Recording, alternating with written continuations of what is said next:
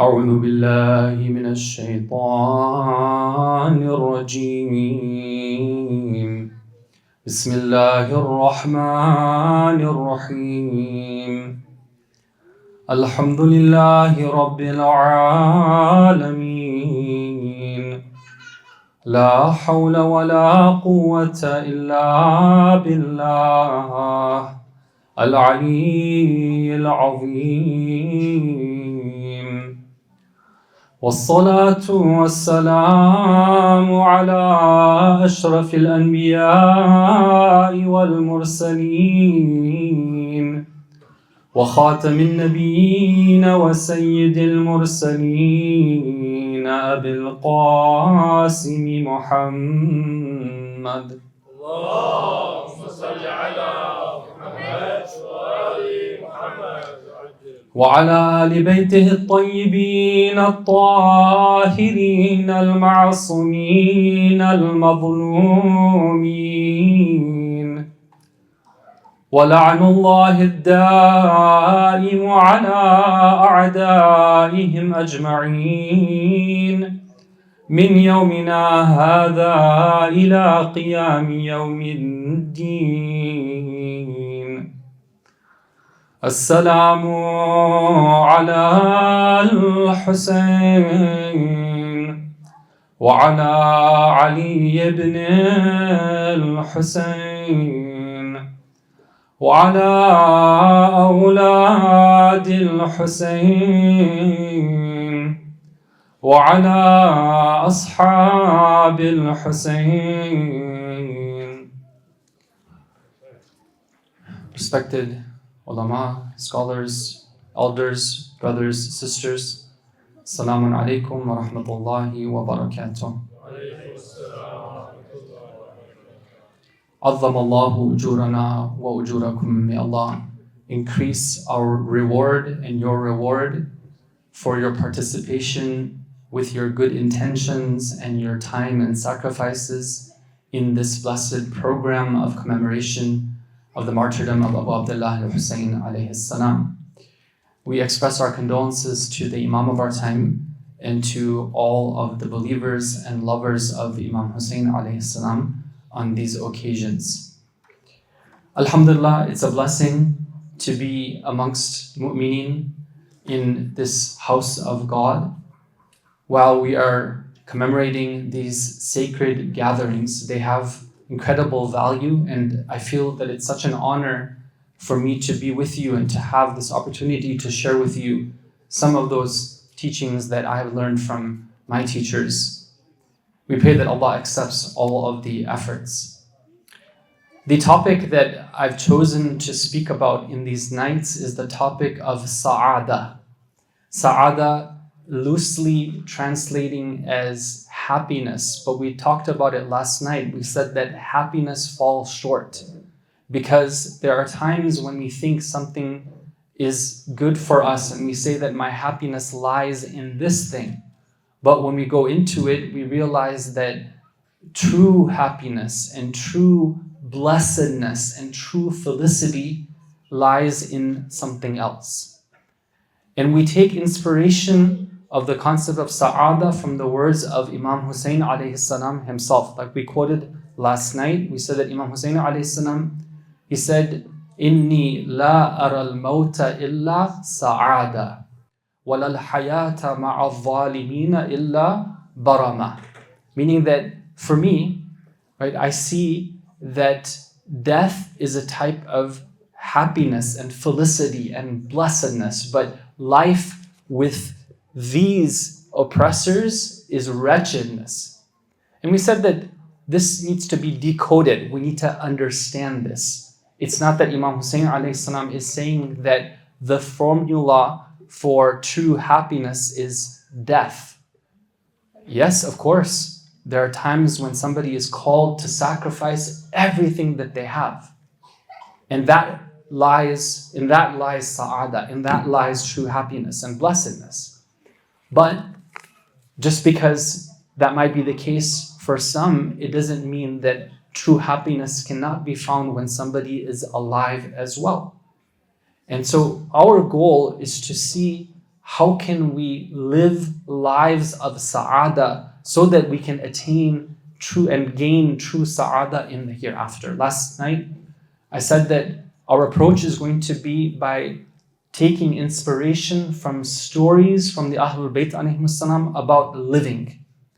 These stories are instrumental. There's so much that we can gain from them, analyzing them. We can, ponder on them, and inshallah they'll stick around with us. Last night we looked at the story of Yunus ibn Ammar. Yunus ibn Ammar, we said, was he woke up one morning and he has a type of fatal disease. So he goes to the Imam alayhi salam and he's confused. He says that, am I cursed? Right? Is this the case that for a true beloved of God, that they would have a type of sickness that would lead to their death? Is this the case? And the Imam alayhi salam corrects his perspective. He says that, to paraphrase, he says that, no, Yunus, this is part of what is in store for you.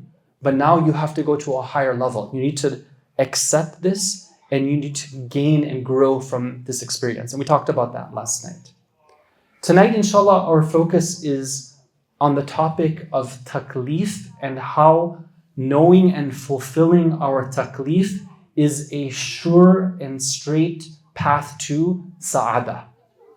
Now, when I talk about taklif, right, I don't want to use vocabulary here that's confusing. I want to be very straight and very simple. But just because I'm being simple doesn't mean that the concepts are trivial. We have this concept of triviality. That something which really doesn't matter, it's very unimportant. If you look at it, the Quran is filled with many short and very sometimes simple words. But within those simple words, there's so much profound meaning. So sometimes the Islamic concepts are simple, but they're very powerful. There's an acronym that's used in English. It's called KISS. And it's something that we learned about back in the days when I was doing computer science, that when you're trying to make a design in computer science, then you try to keep it very simple. Okay, there's a nice way of phrasing it, and then there's a kind of rude way of saying it. I won't say the rude way, right? But the nice way of saying it is keep it short and simple. The rude way is keep it simple, and then you can figure out what the fourth word is of that. Okay, but anyhow, the idea is sometimes you keep something really simple. And when it's simple, it's powerful. They say that it came about when there was a manufacturer of airplanes, and airplanes can be pretty complex machinery. So sometimes the designer's out there. He's like, oh, let me make it really sophisticated. I'll add this feature and that feature and autopilot and this thing and that thing. And it's like, okay, great. You have the most sophisticated machine that's up there in the air. But if something breaks and it's not designed properly, then it's not useful because you got to be able to fix it. So if you make it really complex, then it's not going to stay for a long time. Some of the Islamic concepts have this beautiful feature where they're simple but very powerful. And we just sometimes make life complicated and ignore these simple but very powerful concepts. So my focus is on taklif. And I'm going to be sharing that story for tonight in just a minute here. But I just want to set that up by narrating a couple of traditions and narrations we have about the topic of Saʿādah from the Ahlul Bayt alayhim salam. You can help me with the salawat ala Muhammad wa ali Muhammad. اللهم صل على محمد وآل محمد وعجل فرجك. لما سئل رسول الله صلى الله عليه وآله عن السعادة, when our Prophet was asked about Saʿādah, people were curious to know, O Prophet, what is the secret to success and happiness? Right, it's a good question, and who better to ask than Rasulullah himself? So what do you think the Prophet answered? How did he answer this? Did he say that the secret to success is in salah? Of course, we know that one of the components is salah. Of course, we know that. Did he say that the secret to success and happiness is in zakah? Well, we know that, of course, that one of the components to Saʿādah is zakah. But when the Prophet gives an answer, he gives a comprehensive answer. What does he say? He says about Saʿādah, he says, طُولُ الْعُمْرِ فِي طَاعَةِ اللَّهِ. if you can spend your life in the obedience to God, that will be the path of Saʿādah for you. And similarly, we have from Amir al-Mu'mineen alayhi salam, he says, بَادِرِ الطَّاعَةَ تَسْعَدْ. He says, whenever you have the opportunity to obey God, or in other words, know and perform your taklif, then go ahead and rush towards it. And if that is the way that you live your life, tas'ad. The conclusion will be that you will lead a life of Saʿādah. You will attain and gain Saʿādah. You will get true blessedness and happiness. And on the flip side, we have a narration from Amir al-Mu'mineen. He says, بِالْمَعَصِيَةِ تَكُونُ الشَّقَاءَ. Meaning that if somebody ignores their taklif deliberately and they turn away from it, they are setting themselves up for what? For the opposite of Saʿādah. For shaqawa, or for shaqa, meaning wretchedness. Right? So it's both doing and knowing the taklif and not running away from one's taklif. And the traditions are very beautiful and they're deep, and I don't want to go into it in too much detail. I'm just mentioning some key points here. But I want to say here that, one of the difficulties that we're facing in Western society, okay, and I'm sure this is not just where I come from, but I'm sure even here as well, it has to do with deep emotional issues, even amongst the believers. And what I'm talking about here is depression, anxiety, stress. Okay, so when we come to these gatherings, one of the things that sometimes happens is because we finally get a break from whatever goes on in the rest of our life. For some of us, a lot of these emotions are coming to our mind right now. Okay, because we're having, finally it's catching up to us, right? So it's, inshallah, over the course of these nights, I am going to be touching on this here and there and trying to mention some of the Islamic framework when it comes to being able to deal with difficult emotions. But one of those narrations which talks about this directly, it's again from Amir al-Mu'mineen. He says, سُرُورُ الْمُؤْمِنِ بِطَاعَةِ رَبِّهِ وَحُزْنُهُ عَلَى ذَنْبِهِ. Meaning that not only is there a framework for taklif, not only is it the case that true happiness and blessedness is found by observing that and not running away from it and not turning away from it, but also when we do this, then we can experience emotional happiness, and when we turn away from it, we experience emotional grief as well. So this is very important, because I know that one of the things that we're looking for is a sense of happiness in our lives. Now, keep that in mind, okay, as we now look at the story for tonight, which is again a narration from the time and life of our beloved Imam Ja'far as-Sadiq alayhi salam. Please say salawat ala Muhammad wa ali Muhammad.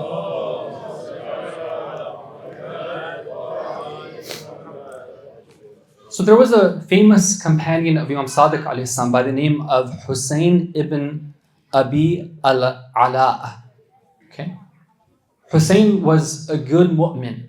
He was trained by Imam as-Sadiq alayhi salam. He was a generous and wealthy man who did things for the sake of Allah. But Hussein was not perfect. And Hussein was a student. And Hussein had the capacity to learn and to grow. So what happens is that one day, he and 20 so companions, they go and they perform either Hajj or Umrah, right? They go to Makkah. So they travel apparently from Medina to Makkah.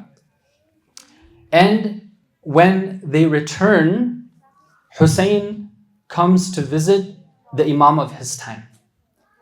Because we know that the completion of the Hajj is in the liqa of the Imam. This is according to narrations, right? When somebody performs a pilgrimage, they go to the house of Allah, they have to meet the wali of Allah as well. So he goes and he performs the ziyarah of the living Imam of his time, Imam as-Sadiq alayhi salam.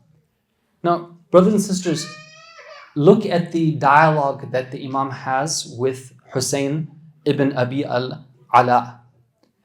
He says, Ya Hussein, وَتُذِلُّ الْمُؤْمِنِينَ. Hussein, are you somebody who humiliates the believers? Okay. Now, imagine that you just went and you performed a type of hajj or a ziyarah and a umrah, and then you go and visit the imam at the time.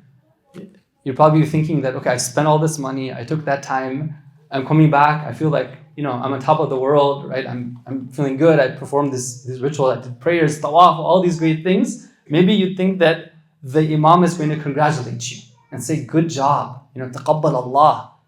But look at what the imam says. He says, oh Hussein, are you humiliating the believers? So immediately Hussein says, A'udhu billahi min dhalik. I seek refuge in Allah from ever doing that type of thing, O my imam. So then the Imam ﷺ explains. He says, Balaghani annaka kunta tadhbahu lahum fi kulli manzilatin shad. He said, the news reached me that when you were traveling to Makkah, every place where you and your companions stopped along the way, you, out of your generosity, you ordered that a sheep be slaughtered and then the meat be distributed to everyone who was there. So imagine there's somebody who's funding the kebabs all along the way, right? And this is what he's doing. And, the Imam ﷺ is saying that you're humiliating the believers. He's scolding him, he's reprimanding him, or he's teaching him something about this. So immediately, Hussein in his mind, right, he's thinking that maybe the Imam ﷺ is trying to hint that he was doing it to show off. It wasn't having ikhlas. So he says that, Ma aradtu illallah. The only thing I wanted in doing this was Allah. I did this for the sake of Allah. I wasn't doing it for the sake of impressing somebody or that everyone talks about my generosity or anything like that. I did it just for the sake of Allah. But look at what the Imam ﷺ says to him. He says to him that, didn't you see this? Didn't you know that when you were doing this, at each stop, there was others amongst your traveling companions who were looking at you, and to themselves, they were thinking that we can't do what he's doing. We don't have that type of wealth. Here he is, and he's the one who's ordering this, but look at us, we are not at the same, we don't have the same capacity to be able to do what he's doing. And so inside of themselves, they felt broken. This is what the Imam ﷺ tells Hussein ibn Abi al-Ala. And when Hussein, the student of Imam Sadiq ﷺ, hears this, he says, Astaghfirullah wa la a'ud. He says that I seek forgiveness from Allah and I will not return back to this. I won't do this ever again. Now this is the story, brothers and sisters. It's something which we can take a lot of lessons from this. Okay? And inshallah, I'm going to come back to this story and we're going to analyze it and take some of those lessons.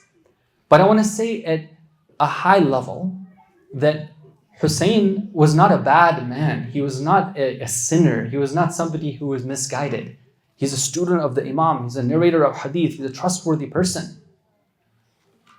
We can take both good things and also something to learn from his example. One of the good things we can take is that Hussein was operating on the basis of a framework. Right? He had a guideline, he had a map, he had a protocol that he would apply when he would make his decisions. And this is what we want to say about taklif. Taklif, many times you've come to majalis and you've been reminded that the key to success is to observe what's wajib and to stay away from what's haram. But tonight we want to look at this a little bit deeper. We want to say why. One of the reasons why is because when we have a framework for being able to make decisions and to know what we ought to do and know what we ought not to do, it makes our life a lot easier. A lot of the problems that we have in our individual lives, in our relationships with others, when it comes to how we deal with the society around us, has to do with not taking the framework that God has given us. And I'm going to show this through a few practical examples. You can help me with another salawat ala Muhammad wa ala Muhammad. The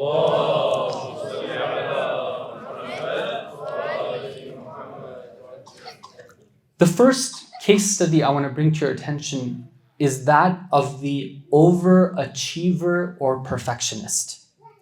Okay, I personally, when I'm interacting with the youth of the community, you see that people typically fit into certain, prototypes or profiles.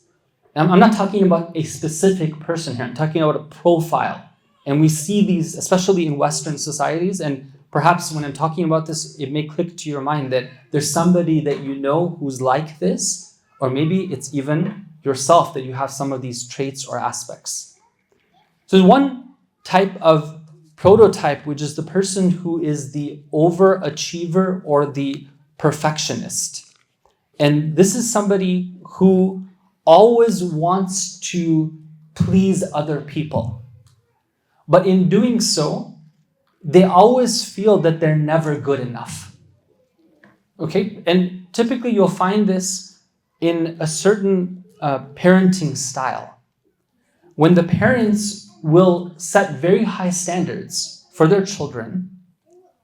Now, there's nothing wrong with setting high standards, right? But this is the key thing.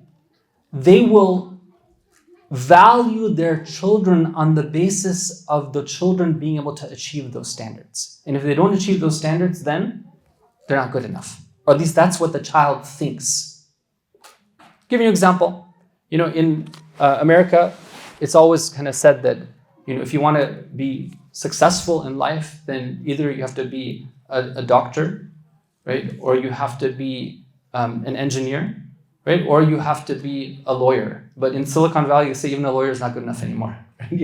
Either to be a doctor or an engineer. And even now with AI, they're saying that maybe even an engineer is not good enough either. Okay? So I'm sure that here there's something similar.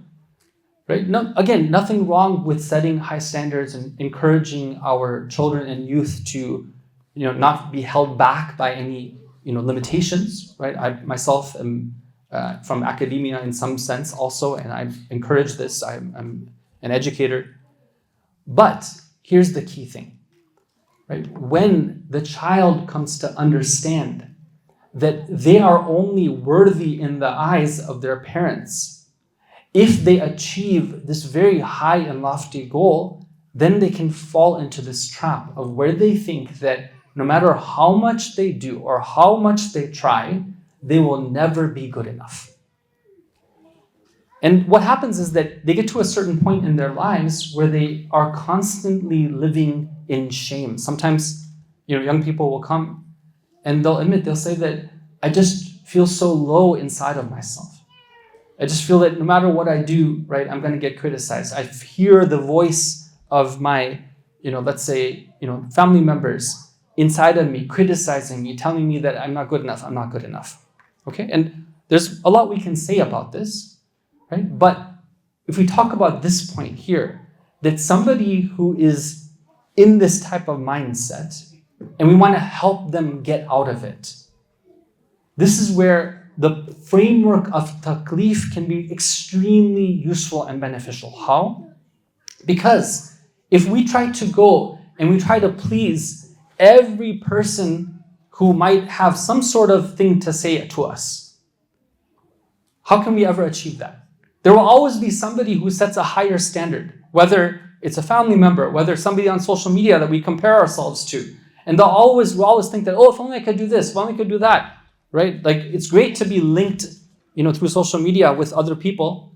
But sometimes when you look at their accomplishments, right, a certain mindset will say that, I'm not good enough because I'm not accomplishing what they're accomplishing.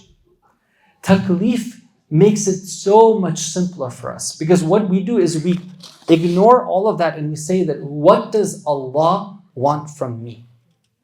This is the only thing that matters. Yes, my parents' dreams and wishes should be respected. They're my parents. Yes, I should try and to serve them and to please them. But if what they're asking from me is beyond my capacity and it doesn't enter into what falls into my taklif, then I can breathe easy. I don't have to feel guilty thinking that I'm always falling short. This is a very difficult thing to say. Because usually from the minbar we talk about the importance of respecting our parents' wishes, obeying our parents, and all that. I don't mean to say anything against that. But there's the other side of this where we always feel that we can never do good enough. Taklif says that know your taklif, know that Allah will never impose anything upon you beyond your capacity, and once you fulfilled your taklif, then you can breathe easy knowing that you've done what you can do for the sake of Allah. Please say salawat ala Muhammad wa ali Muhammad.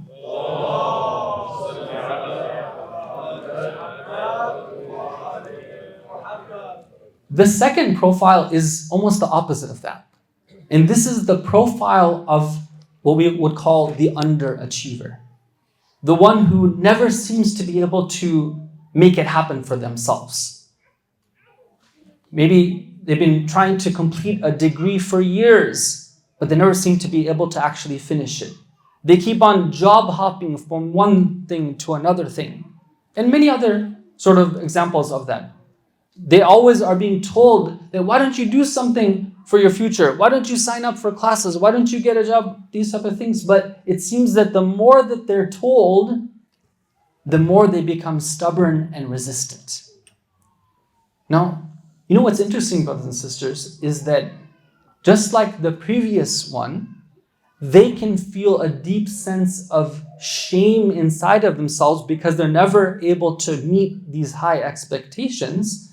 This person also feels shame in themselves because they feel that no matter what I do, I'm powerless. I can never do anything. Right? They feel a lot of pity for themselves. They say, look, I've been wronged. I've been this, and many times they have been. Right? Many times, again, it goes back to issues in the way that they were raised. Maybe there was a very harsh way of raising them, lack of love, lack of connection. They felt abandoned and many other reasons. Maybe they were compared to somebody else in the home all the time, and so they always felt that I'm never good enough. But what's the cure for this? Is there anything within Islam that such a person can take? This is the time for us to reflect on this, brothers and sisters. That yes, we do have something which is the framework of taklif. The past is the past. Whatever happened, those people who did it, maybe I was wronged when I was a child, may Allah forgive them for that. Inshallah, in its own time, it can be rectified. But now, if I'm looking to the future, I need to ask myself a simple question, that what is it that Allah wants from me? One of the guidance that we have from the Ahlul Bayt alayhim salam is that once you've identified your taklif, don't postpone it. Jump on it. Because if you get into the habit of always pushing off things, then it will get harder and harder to make things right. One of the narrations we have, it's a beautiful story from the life of Amir al-Mu'mineen alayhi salam. The narration says that one time there was a sum of money that came to the Imam alayhi salam for the fuqara, to be distributed to the needy. It was nighttime. And Imam Ali alayhi salam ordered his companions, he says, right here and now, take this money and distribute it and send it to the fuqara. Okay? Now his companions were really astonished. They said that it's nighttime. Why are we doing it right now? We'll do it tomorrow. Right? I mean, the fuqara have been faqir for all this time. What's one night going to make a difference of? Imam Ali Islam says that get the candles and we're going to take care of it right now. Why? Because Amir al-Islam, he gives the reason for it. He says that when somebody has taklif, they have to perform it right then. Badir bit-ta'ati tas'ad. Remember the hadith that we started with. We do mubadara. We go and do it right away. Right? We take care. We don't postpone it. When we start postponing it, then that's when it becomes like a mountain. Right? We think that we can never climb that mountain. Imam Ali Islam said that we have to do it right now because this is our responsibility. We don't push off our responsibility. There's a beautiful poem of Rumi, Maulana Rumi. He says that, in this poem, he says that, it's a story, he says in the form of a story, he says that there was a young man who once was growing a rose bush. Now, you know, roses, when they grow with thorns. Okay, it looks beautiful, but if you come too close to it, then you're going to get hurt. So he says that this young man, he's growing this bush, and eventually it becomes a thorn bush, a lot of thorns. So people start to pass by it and they get scratched. They start bleeding and they complain to him, and he says that inshallah I'll get to it tomorrow, right? Maybe the next day. And inside of himself, he feels that he's powerless. He feels that he can't do it, right? He's just putting it off. Eventually, the complaints get to the governor of that city, and the governor of the city calls him in. He summons him. And he says to him, he says that, young man, why are you letting this thing grow? Just take up your gardening tool and go and strike at the roots and uproot this thorn bush and remove it from the path of the people. He says to the governor, he says that tomorrow, right? I'll get to it tomorrow. And the next day. So the governor tells him, he says that, don't you see that this thorn bush is like your bad habits. The thorn bush is growing stronger and you're getting older and weaker. If you don't do anything about it right now, it will continue to scratch you and other people as well. Do something right now. And Rumi says, become like Ali and let it be like your Khaybar. Go and attack it right now and you'll see that you'll be able to do it. See, taklif gives us that framework. It's not about me and you. It's not about if and when. It's about this is what I have to do and this is what I have to do right now. Now, brothers and sisters, I give you two examples. I gave you the example of the overachiever, and I gave you the example and the perfectionist and the one who wants to always please everyone. I give you the example, on the other hand, of the one who feels very powerless, right? And they're just kind of stuck, right? And the framework of taklif can perhaps help these people. But now let's look at it a little bit more practically and go back to the story. Inshallah, draw some conclusions. Please recite salawat ala Muhammad wa ali Muhammad.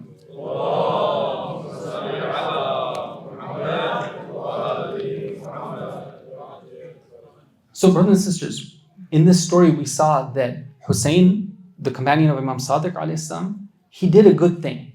Right? He went ahead and he sacrificed animals to feed other believers for the sake of Allah. And we know that this is one of the best things that we can do. To do qurbani, to sacrifice, these are things which are great reward. You know, in one hadith we're told that when the first drop of blood falls from the sacrificial animal onto the ground, that person's sins are forgiven. It's a great act in the eyes of Allah. But here's the catch.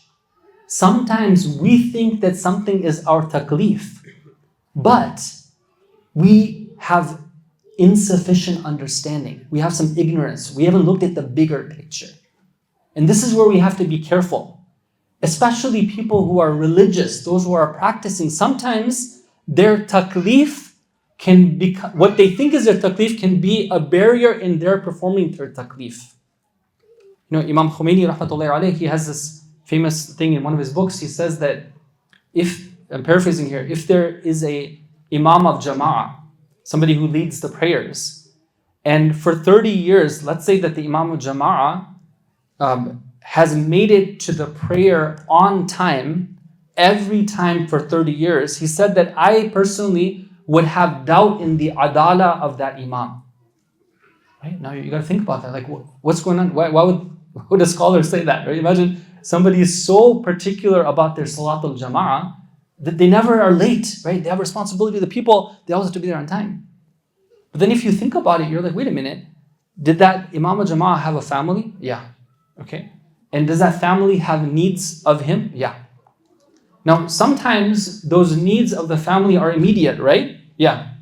And sometimes those needs might come right at the time when he has to go to the masjid, right? Yeah. So sometimes it might be the case that he has to decide between something which is very important, leading the prayers, and something which is even more important, which is taking care of his family. And so if he's choosing to not take care of his family when it's more important, then he's not using the framework of taklif. He's using a different framework to decide what to do. This is very important. Sometimes, for example, I had this incredible opportunity to volunteer at the masjid in the first 10 nights of Muharram, which is amazing. May Allah reward all of our sincere volunteers who put in so much time and effort. I'm amazed. I'm envious of them that they can do this, whether in the parking lot or serving food or AV, the audio visual, like whatever they're doing, cleaning, cooking, mashallah. But sometimes that same person's taklif in their situation is not to come to the masjid. Because when they do so, they're neglecting something which is more important. Maybe in regards to themselves or with regards to their family. And there are many examples of this, brothers and sisters, that we need to reflect on and really ask. That's why here in this case we see that when Hussein, has this opportunity to learn from the Imam, he accepts it. He says that until now I understood my taklif to be this thing, but now I am at a higher level. That sometimes even doing something good can be a barrier from doing something which is better. Yes, serving the believers freshly cooked meat is good, but not when it leads to them being humiliated within themselves. So this is why we always should be seeking to understand our taklif. We get into a difficult situation. Sometimes you see that people go to their psychiatrist or their psychologist and they say that, tell me, how do I navigate this marriage conflict? Okay, now the psychologist has their framework for deciding what to do. And they're going to guide you on the basis of that framework. But is that framework the same as the framework of Allah? Sometimes these days people are going to ChatGPT or Claude, right? I had a case, literally I had a young person who the parents call me frantically. They're like, oh, they want to get married and it's a really difficult situation. They're like refusing to accept common sense. I say, can I talk to this sister on the phone? Can you let me talk to her? She says that, yeah, I've been using ChatGPT and it's been telling me what to do in this situation. I said that, okay, can we just talk about common sense here? Right? Forget about what ChatGPT says to you. Let's talk about taklif. What are you supposed to do in this case right here? You're a believer. Allah says in this case that you got to listen to your parents and end this relationship with this person here. Within 5 minutes, she was like, yeah, you're right. I don't know what I'm doing here. This is crazy. Right? So this is sometimes crazy. It's insanity. That we're using other frameworks, not the framework of Allah. Please say salawat ala Muhammad wa ali Muhammad.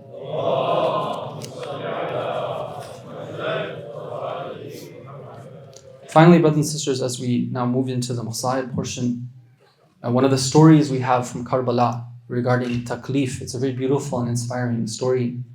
It's the story of Zuhair ibn Qayn. Zuhair ibn Qayn, as you know, was not a supporter of Amir al-Mu'mineen. He was a supporter of one of the other khulafa. In fact, when he had performed the Hajj, he came to understand that Imam Hussein was taking the same journey as he was. He was taking the same road. So he made a point to try to avoid Imam Hussein alayhi salam. He didn't want to get caught up with whatever Imam Hussein alayhi salam was doing. But it just so happened that their paths intersected. And when Imam Hussein alayhi salam came to know Zuhair ibn Qayn was there, he sent him a messenger and he said that he summoned him. He said, Zuhair, I want to talk to you.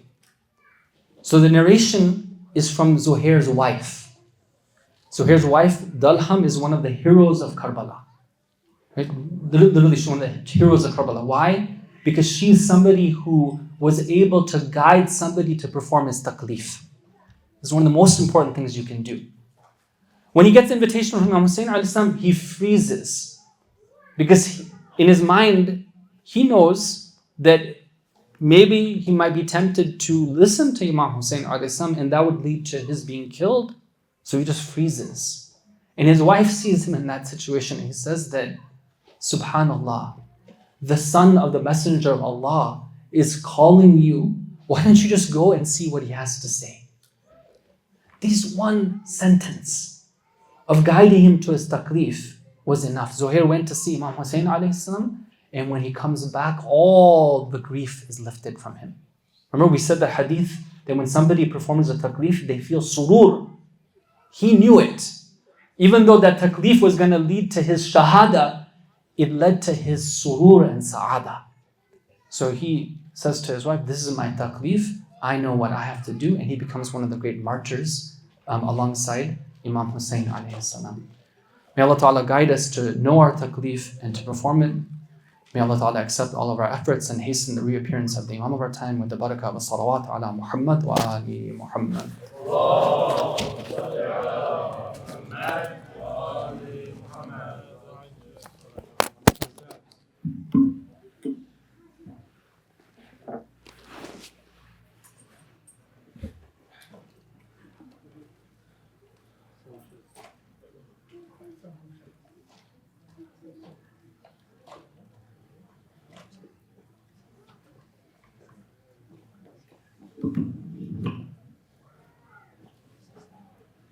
افتخاركم لمولا إبراهيم عيد من صلوات على محمد.